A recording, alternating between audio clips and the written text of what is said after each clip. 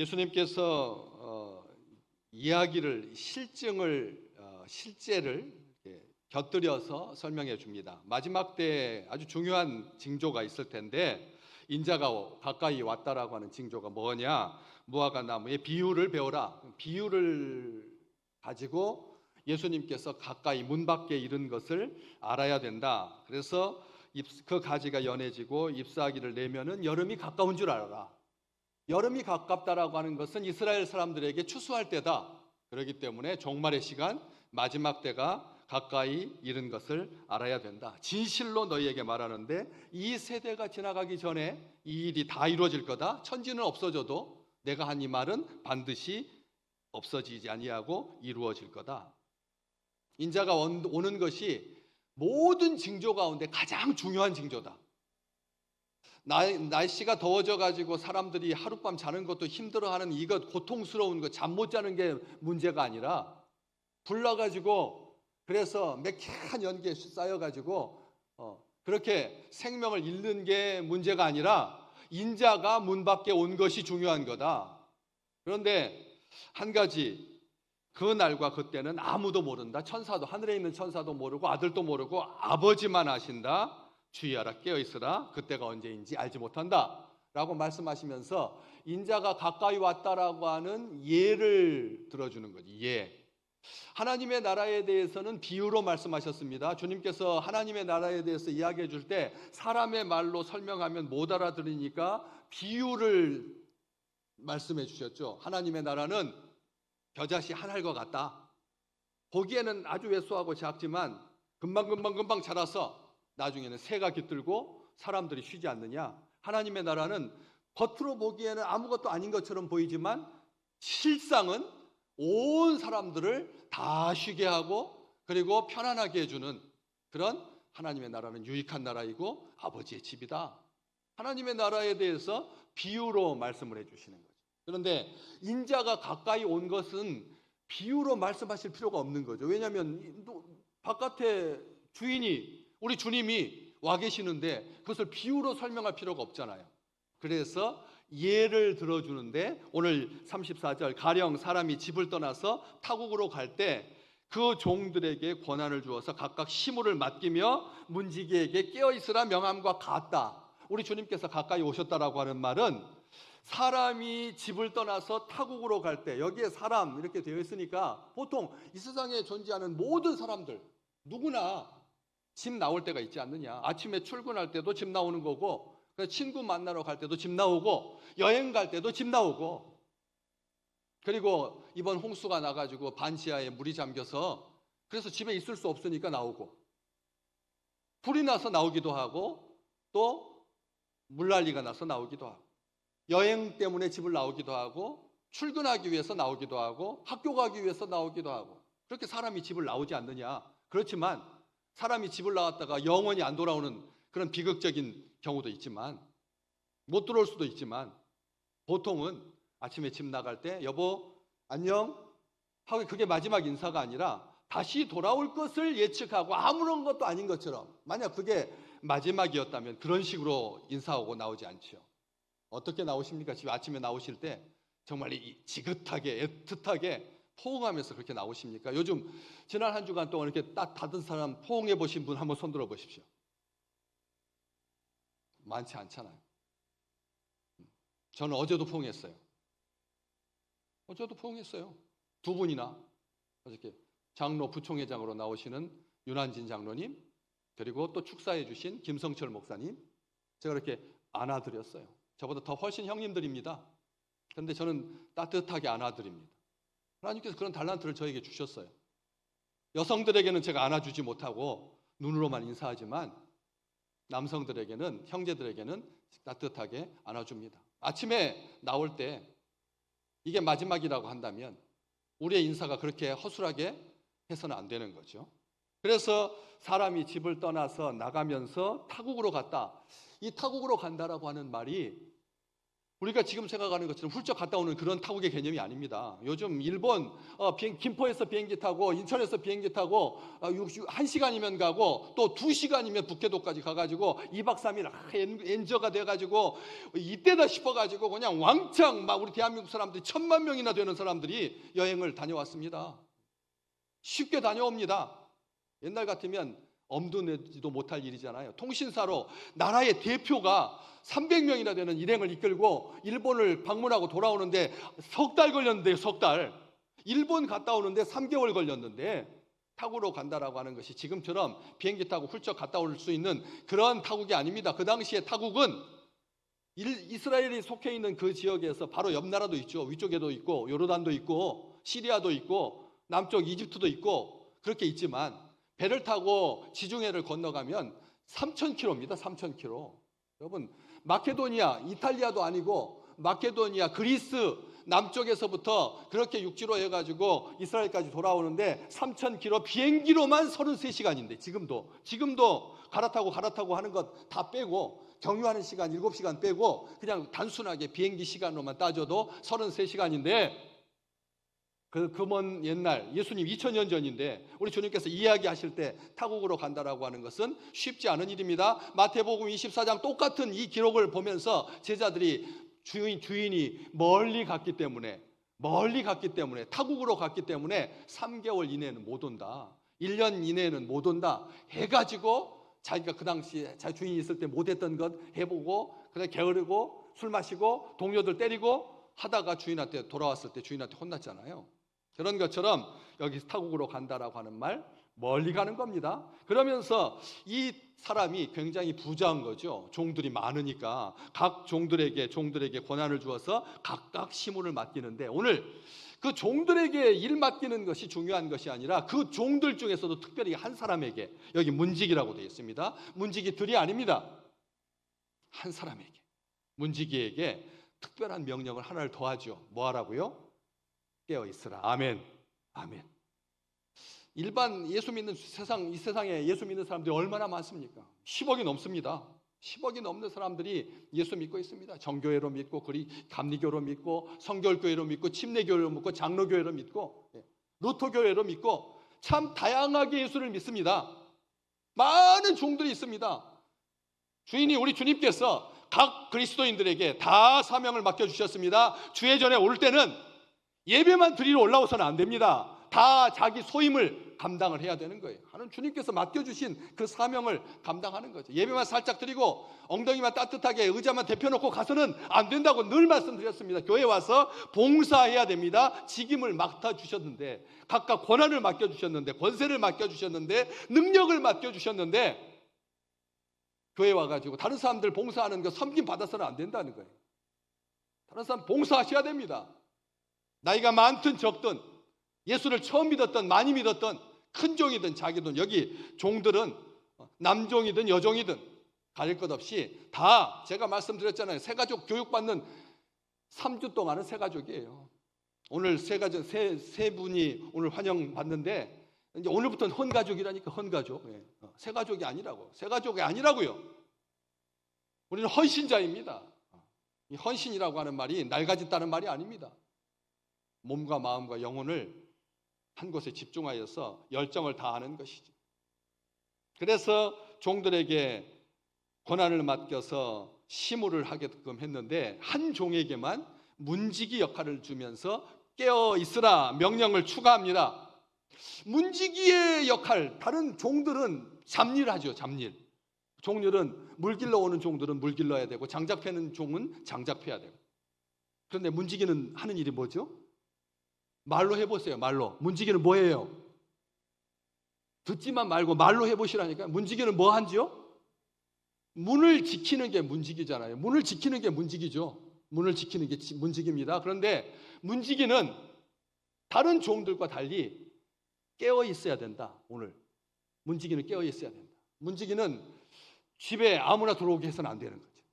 문지기는 예리한 분별력을 가지고 주인이 만약 실험하기 위해서 허름한 모습으로 왔을지라도 주인인 줄 알아야 되고 아닌데 주인인 행세를 하면 막아서야 되는 것이 문지기입니다. 다른 종들은 낮에 일하고 밤에 잡니다.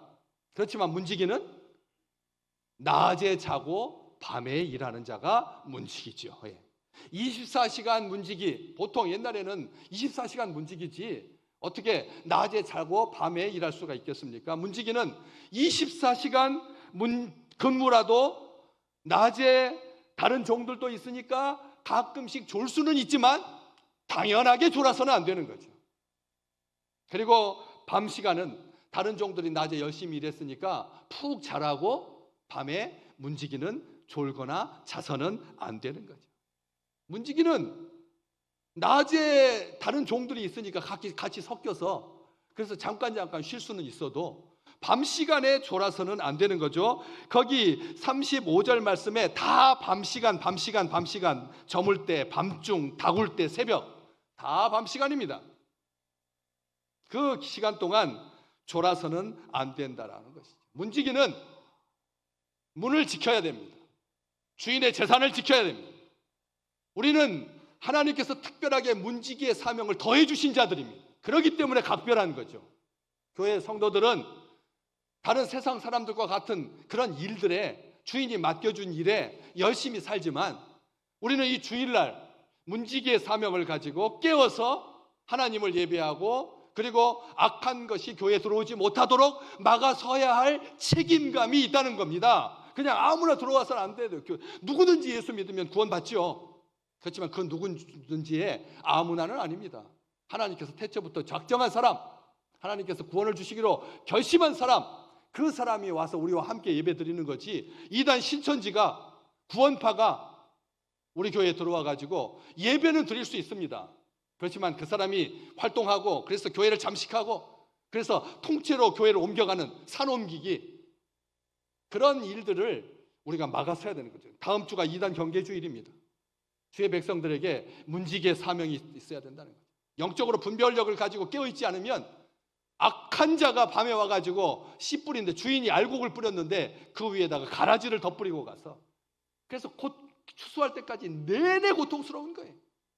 뿌리가 같이 엉켜가지고 악한 것이 훨씬 더 잘 자라잖아요. 제가 잡초라고 하는 말 안 쓴다고 했지만 우리 교회 바깥에 있는 식물들은 얼마나 정성을 다해서 가꿉니까? 그런데 그 바로 옆에 이 아스팔트 도로하고 대리석 그 계단 사이에 그 틈 바구니에 풀들이 자라요. 물 한 번도 준 적 없어요. 제가 옆에 방해하도록 가꿔주지도 않았는데 걔네들은 훨씬 더 튼튼하게 잘 자라요. 제가 물 주는 식물들은 이틀만 물 안 주면 다 고개를 이렇게 숙이고 주인 어떻게 나를 이렇게 홀대하십니까? 이렇게 서운해하는데 바깥에 있는 내가 물 안 준 그런 풀들은 잡초라는 말 안 썼습니다. 풀들은 잘 자란다는 거죠. 그래가지고 정작 잘 자라야 할 알곡들이 영양분을 뺏기고 힘들고 시달리는데 그런 일들을 그런 우리 주님께서 주의 백성들이 그런 악한 영들과 섞여가지고 신앙생활하면 얼마나 힘들겠습니까? 가짜와 함께 있으면 가짜가 더 돋보이고 더 반짝반짝 하는데 진짜는 허름해 보이고 아무것도 아닌 것처럼 보이고 눈앞에서 반짝반짝 해가지고 사람들의 마음을 빼앗아서 그래서 아버지께 가야 할 마음을 압살롬이 뺏었던 것처럼 그렇게 이단이 들어오지 못하도록 파수꾼의 사명을 우리가 감당해야 된다는 거예요. 여기는 문지기가 나이 많은 문지기, 나이 적은 문지기 따지지 않았습니다. 주님께서 예를 들을 때 그냥 문지기입니다. 우리 모두가 다 문지기의 사명을 담당하는데 주인의 재산을 도둑맞지 않기 위해서 깨어있으라가 아니라 우리 주님께서 이 말씀을 왜 깨어있으라고 했습니까? 주인의 재산을 지키기 위해서 다른 종들을 보호하기 위해서가 아닙니다. 주인이 언젠가는 돌아올 텐데 문 밖에 세워두지 말라고. 아멘. 아멘. 아멘. 우리가 깨어있는 이유는 한 가지예요. 우리가 깨어있는 이유는 이 많은 교회 재산을 이 많은 주님의 재산을 지키기 위해서 깨어있는 문지기가 아니라니까요. 악한 사람이 못 들어오라고 문지기의 기본이죠. 우리 교회가 세속화되지 아니하도록 진리의 말씀으로 왕성해질 수 있도록 부흥하도록 성령께서 충만히 역사할 수 있도록 그렇게 막아서는 것도 문지기의 분명한 사명인데 오늘 주님께서 이 특별한 명령을 하나 더 하신 이 문지기는 내가 왔을 때 문 밖에 세워두지 말라. 나를 영접해라. 주인 서운하게 하지 마라. 이게 문지기에게는 없는, 이 세상의 문지기의 개념하고는 다른, 오늘 이 말씀을 듣는 우리 모든 믿음의 백성들에게 주께서 다시 오셨을 때 깨어서 두 손을 높이 들고 환영하시기를 주의 이름으로 축복합니다. 그게 바로 이 문지기의 사명인 거예요. 문 밖에 주인을 세워두지 말라고. 반드시 깨어 있어야 한다. 다른 사람들이 졸고 있었기 때문에 저도 졸았습니다. 말도 안 된다. 일이 많아서 네가 무슨 일이 있는데, 낮에 큰 종이 장작 펴달라고 그래가지고 나는 문지기인데 괜히 가가지고 장작 펴다가 그래가지고 피곤해가지고 졸았습니다 라고 말할 수 없다는 거죠. 문지기의 사명은 오직 주인을 영접하기 위해서 깨어있는 것이 사명 중에 사명입니다. 그런데 너희 문지기만 깨어있으면 되잖아요. 원래 세상은 앞에 있는 경비만 든든하게 서 있으면 깨고 다른 사람들은 푹 자야죠. 자다가 다른 종들이 자다가 졸다를 반복하면 나중에 다음 날 일하는데 엉망이 되잖아요. 그래서 세상에서는 문지기만 깨어 있으면 됩니다. 그런데 오늘 주님께서 뭐라고 말씀하셨는데요? 35절에 너희가 알지 못한다. 36절에 그가 호련히 와서 너희가 자는 것을 보지 않도록 해라. 아멘. 문지기만이 아니라 다른 종들도 주인이 오면 자다가도 깨어야 된다. 무슨 말인지 아시죠? 다른 종들도 낮에 열심히 일했으니까 주인이 와도 문지기만 깨어 있으면 됩니다가 아니라 주인이 오면 문지기도 깨어 있어야 되지만 자던 종들도 다시 일어나야 되는 거예요. 다 일어나. 그래서 너희라고 되어 있어요. 그래서 37절에 깨어 있으라 내가 너희에게 하는 이 말은 모든 사람에게 하는 말이니라. 우리 주님께서 말씀하신 거예요. 예수 안 믿는 바깥에 있는 사람들도 주인이 다시 오시면 다 일어나야 되는 거예요. 바깥에 있는 사람들은 자기 일 열심히 했지만 주님께서 다시 이 땅에 오실 때는 다 일어나야 된다는 거예요. 죽었던 자도 일어나고 잠들어 있던 자도 일어나고 주님께서 다시 올 때 그렇게 다 일어나는 거죠. 호련히 갑자기 오더라도 연락도 없이 오시더라도 특별하게 주인이 마지막 다시 오실 때는 밤중이다. 오늘 35절 말씀 저물 때, 밤중, 다굴 때, 새벽 로마의 밤 시간 개념입니다. 유대인들은 한 세 부분으로 초저녁, 한밤중, 다굴 때 이게 유대인들의 밤 시간 구별이라면 로마 사람들은 저물 때, 밤중, 다굴 때하고 새벽하고 우리나라에서는 혼도 같이 비슷하거든요. 그렇죠? 우리나라에서는 닭 울 때하고 새벽하고는 비슷한 새벽녘이잖아요. 그래서 세 개념인데 당시에 이것은 더 꼼꼼하게 구별하고 있는 것입니다. 그런데 그 모두가 다 어둠의 때입니다. 저물 때 가룟 유다는 예수 그리스도를 배신했습니다. 초저녁에 예수님을 배신했습니다. 밤중에 제자들은 주님께서 나와 함께 기도하자, 깨어 있어라 했는데도 성경에 보면 눈이 피곤해서 잠들었습니다. 눈이 피곤치 않으시기를 주의 이름으로 축복합니다. 나이가 더 있을수록 원래는 젊었을 때는 눈이 뻑뻑하지 않는데 시간이 지나가지고 눈이 뻑뻑해져가지고 눈이 피곤해지. 그래서 노화의 가장 큰 사인이 눈이 피곤해지는 거거든요. 눈이 초롱초롱하시기를 샛별과 같이 빛날 수 있으시기를 진심으로 축복합니다. 거기다가 이렇게 뭐 넣지 않아도 눈이 이렇게 반짝반짝 빛나는 그 밤중에 제자들이 눈이 피곤해가지고 잠들었거든. 그래서 예수님께 와서 너희가 한시도 나와 함께 깨어 있을 수 못하겠느냐, 깨어 있을 수 없더냐라고 그렇게 말씀하셨던 것처럼 밤중에 제자들이 잠들어 있었죠. 다굴 때 누가 통곡했습니까? 베드로가 통곡했습니다.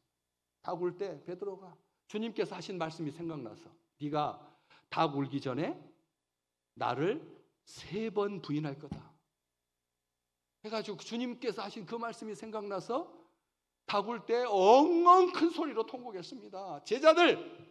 그리고 새벽에 예수님은 재판받고 있는데 이리저리 끌려다니고 있는데 고난당하고 있는데 조롱받고 있는데 곁에 있어야 할 제자들은 아무도 없었습니다. 다 도망갔습니다. 참 놀랍지요.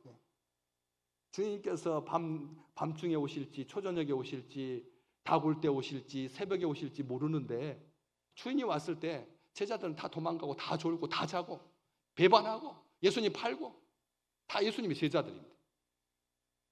그랬다라고 하는 것이죠. 지금은 절대로 주인이 돌아올 시간이 아니다라고 생각하는 것보다 어리석은 생각, 위험한 생각은 없습니다. 지금 우리 막내 아들이 아직 장가 안 갔는데, 우리 셋째 아들 지금 이제 올해 고3인데, 그래서 우리 주님은 애가 대학 가고 나중에 취직하고 시집장가 가서 손주 낳을 때까지 주님께서 안 오셨으면 좋겠다, 그렇게 생각하는 것, 가장 위험한 생각이라는 거죠. 주인이 일을 마치면 집으로 돌아오는 것은 상식입니다. 문을 열어줘야 할 종이 졸거나 자거나 다른 것에 정신이 팔려 있어서는 안 된다는 거죠. 주인이 갑자기 돌아왔을 때 큰 족이든 작은 족이든 일을 많이 했든 적게 했든 문직이든 아니든 예수를 믿든 안 믿든 다 깨어 있어야 합니다. 반드시 깨어 있어야 합니다. 낮에 일을 많이 했기 때문에 밤중에 주인이 왔을 때 깨어 있지 않아도 되는, 잠들어도 되는 종은 한 명도 없습니다. 주인이 맡긴 일에 관심을 두지 않는 것이 잠들어 있는 것입니다. 주인께서 맡기신 일을 하는 자가 깨어 있는 자입니다. 세상에 깊은 어둠이 잠겼을 때, 죄악의 깊은 밤, 아무도 하나님을 찾지 않을 때 예수님은 빛으로 오셨습니다. 마귀의 일을 멸하러 오셨습니다. 우리를 구원하기 위해서 오셨습니다. 날이 저물어 갈 때, 빈들에서 걸을 때, 그때가 하나님의 때, 내 힘으로 안 될 때, 빈손으로 걸을 때, 내가 고백해 여호와 이래. 주가 일하시네, 주가 일하시네. 우리가 생각할 때 어둠의 시간, 밤중의 시간은, 빈 시간은, 내가 실패한 시간은 주님과 상관없는 시간이라고 말하기 쉽다는 거예요. 어두운데 마약 지금 사범이 지금 겉으로 드러나는 것이 3만 명이고 지금 퍼져 있는 것은 50만 명인데, 이때는 마귀가 활개하는 시간이고 우리 주님과는 상관없는 시간이 아니라 주님께서 그때 어두울 때, 밤중에, 새벽에, 다굴 때, 초저녁에 주님께서 마귀의 일을 멸하러 오셨던 것처럼 다시 오실 때도 죄가 관영하고 꽉 차고 음란하고 방탕하고 깨어있는 사람 찾기 드물고, 우리 주님께서 말씀하셨군요. 마지막 내가 올 때 믿는 자를 보겠느냐. 다 잠들어 있어서 믿는 자를 찾을 수 없는 그때에 우리 주님께서 오실 거라. 주님이 오실 때 깨어있는 자는 책임감 때문에 깨어있는 게 아닙니다. 체력 때문에 깰 수 있는 게 아닙니다. 우리는 이걸 한 가지를 기억하셔야 됩니다. 주인이 돌아올 때 깨어있는 종은 주인을 사랑하기 때문에 깨어있는 겁니다. 아멘. 우리 주님을 사랑하는 자는 깨어있을 수밖에 없어요. 죄의 시간, 타락한 시간, 망가진 시간, 음탕한 시간, 탐욕의 시간, 기도로 깨어있잖아요. 주님께서 깨어있어라고 하는 말은 기도로 깨어있어라 라고 하는 말이잖아요. 주인이 언제 오는지 관심이 없는 사람은 깨어있을 필요가 없습니다. 와도 그만, 안 와도 그만. 인자가 올 때 세상에서 믿음을 보겠느냐? 믿는 자만 깨어있습니다. 사랑하기 때문에 기다리는 것이고 사랑하기 때문에 깨어있는 것입니다. 사랑으로 깨어서 주인을 간절히 기다리는 자는 복이 있도다. 누가복음 12장 36절에서 38절 말씀. 문을 두드리면 곧 열어주려고 기다리는 사람과 같이 되어라. 그 주인이 와서 깨어있는 것을 보면 그 종들은, 종이 아니라, 문지기만이 아니라 모든 종들은, 깨어있는 종들은 어떨 것이다? 복이 있으리라. 내가 진실로 너희에게 말한다. 주인이 띠를 띠고, 그런 그 복은 어떤 복을 누리느냐? 주인이 자기가 띠를 띠고 그 종들을 자기 자리에 앉히고 나와서 그에게 수정 들리라. 아멘, 아멘. 놀라운 거죠. 주인이 혹 2경이나 3경, 한밤중입니다. 3경은 새벽 때입니다. 1경은 초저녁입니다. 3경에 이르러서도 종들이 그와 같이 하고 있는 것을 보면 그 종들은 큰 소리로 말씀하십시오. 복이 있으리로라. 복이 반드시 내가 복을 주겠다라고 하는 우리 주님의 의지고 결심이고 약속인 거죠. 생애 마지막 시간 주님은 제자들에게 말씀하셨습니다. 내 마음이 심히 괴로워서 죽을 지경이다. 여기 머물면서 깨어 있어라. 나와 함께 깨어 있어라. 나와 함께 기도하자. 기도는 자신을 하나님께 묶는 것입니다. 연결하는 거예요. 주님께 연결하는 거예요. 고대 세계에서 가장 잔혹한 처형법이 뭐였느냐면 썩은 시체와 산 사람을 묶는 것입니다. 썩은 시체와 산 사람을 묶으면 어떻게 될까요? 산 사람이 죽게 되어 있습니다. 우리는 죄로 죽은 자였습니다. 그런데 생명에 묶여서 하나님께 기도함으로 우리는 산 자가 되었습니다. 영생을 누리게 된 것이죠. 기도는 관계입니다. 인간은 하나님을 깊이 갈망하는 인격적 존재입니다. 사고하는 이성적 존재입니다. 선택하는 의지적 존재입니다. 느끼는 감정적 존재입니다. 깨어있는 자는 이 모든 기능들이 정상적으로 작동하게 되어 있습니다. 지금은 기도하기 힘들어하는 시대입니다. 많지 않습니다. 우리 월정기도 한 달에 2번 기도하는데 딱 40명 옵니다. 40명. 400명 출석하는 교회에서 기도하는 자는 40명. 인터넷 온라인으로 함께하는 사람들이 한 20명, 한 60명 정도. 그러니까 우리 전체가 한 600명 정도 그렇게 신앙생활하고 있는데 10%만 기도합니다. 잘 드십시오. 차라리 시간을 들여서 선교하고 돈을 들여서 구제하고 봉사하는 일을 하기 쉽지 기도는 쉬워하지 않습니다. 어려워합니다. 그래서 태백에 가면 예수원이 있습니다. 거기 앞에 큰 바위에 뭐라고 써 있습니까? 노동은 기도다. 노동은 기도다라고 하는 말이 쓰여 있습니다.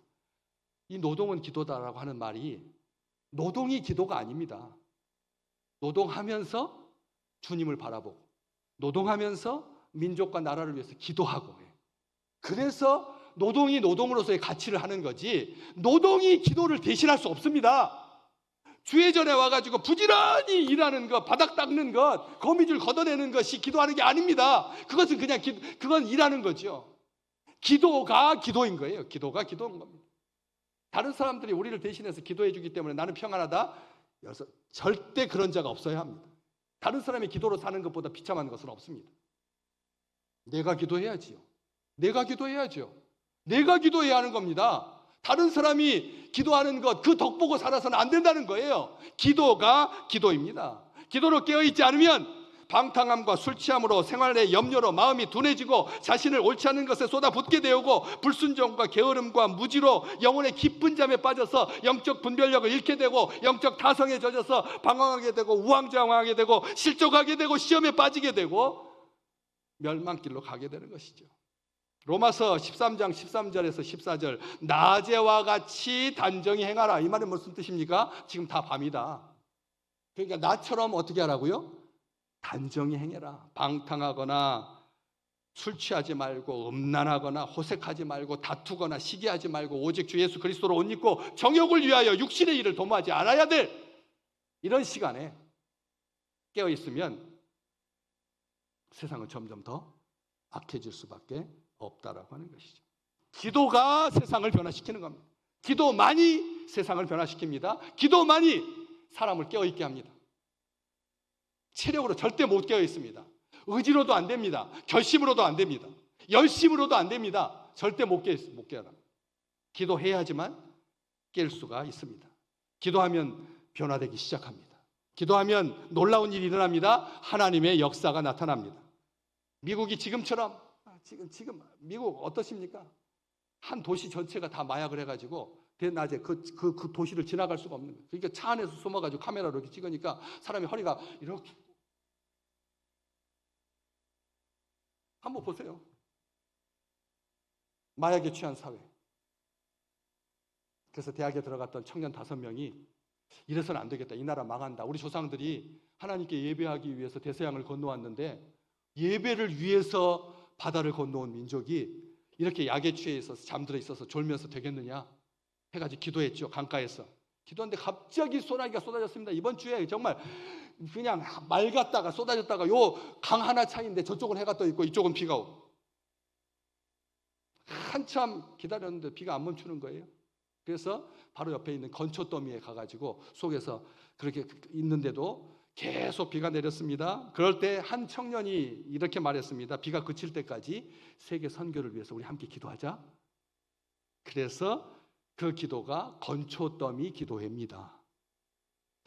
뭐가 달라졌을까요? 청년 5이 건초 더미에서 비가 그칠 때까지 세계 선교를 위해서 기도해서 달라진 게 뭘까요? 아무것도 안 달라졌습니다. 한 가지가 달라졌습니다. 하나님께서 그들의 기도를 들으셨던 거죠. 그래서 캠퍼스마다 정말 기도가 시작되었습니다. 마침내 미국을 바꾸고 세계를 바꾸는 역사적인 일이 언제 1884년 인천에 아펜젤러와 언더우드 선교사가 우리 조선 땅에 도착한 거죠. 바로 그 운동, 기도 운동 때문에, 건초더미 기도 운동 때문에 하나님께서 선교사 둘을 이 땅에 130년 전에 보내주신 겁니다. 그래서 이 땅이 이렇게 복음화되고 이렇게 예수 믿게 돼요. 어제 파리올림픽 토요일 날 다 보셨나요? 정말 너무 아름답지 않습니까? 제가 은혜 받았습니다. 정말 행복했습니다. 그런데 우리나라 사람들을 뭐라고 불렀죠? 북한 사람이라고, 북한이라고 소개를 했어요. 북한이라고. 정말 어떻게 이럴 수가, 이런 실수를 할 수가 있을까? 도대체 이게 가당키나 한 일인가? 게다가 북한은 북한이라고 불러줬으니까 북한만 2번 불러준 거예요. 세상은 몰라요. 올림픽위원회도 200여 나라밖에 안 되는데 그걸 틀린다니까요. 그걸 틀려요. 그걸 틀리게 부른다니까요. 나라의 이름을 바꿔서 부른다니까요. 북한이라고 부른다니까요. 세상은 그렇게 틀리지만 우리 하나님은 절대 틀리지 않으십니다. 아예 손바닥에다 우리의 이름을 써가지고 기억하고 계시는 온 인류를 우리 주님께서 보고 계시고 기억하고 계십니다. 그 열매가 전도왕 무디가 되고 그 열매가 세계 선교에 불을 당겼던 학생 자원 운동이 되고 두 선교사가 우리 한국 땅에 도착. 골로새서 4장 2절 말씀 우리 함께 같이 읽어볼까요? 기도를 계속해라. 기도를 계속해라. 기도에 뭐함으로 깨어있으라? 감사함으로 깨어있으라. 의무감 때문에 기도하면 피곤해집니다. 억지로 기도하면 힘이 안 납니다. 그런데 기도할 때 뭐 하면서 깨어있으라? 감사하면서 깨어있으면 계속 기도할 수 있습니다. 그래서 주님께서 밤중에 오시든 다굴 때 오시든 초저녁에 오시든 새벽녘에 오시든 깨어서 주를 영접하는, 주님을 사랑하기 때문에 포옹하는, 주님과 함께하는 우리 귀한 믿음의 식구들 되시기를 주의 이름으로 축복합니다.